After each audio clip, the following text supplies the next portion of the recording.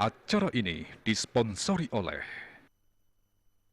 Pemirsa sampun kalih warsa ngandek sangkaning pandemi COVID-19 kangen galah oleh para atlet muda karate Bali serta telep ngelaksanayang pelatihan. Puniki raja kemargiang sangkaning ipun sampun melet antuk ngemiletin pertandingan.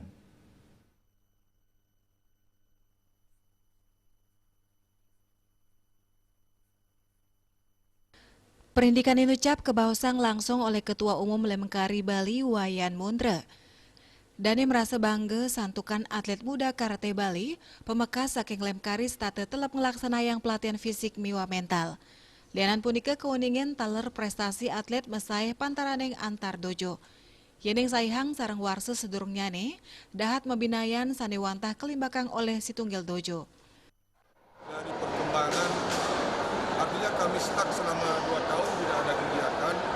Tentu kami melihat dari 3 hari kegiatan ini ternyata jadi para karateka di Wanawa kali ini di masing-masing dojo itu terus melakukan latihan dan hasilnya dari 2 hari lalu kami lihat itu tidak ada yang mengecewakan dan semua menunjukkan prestasi atau kemampuan yang terbaik.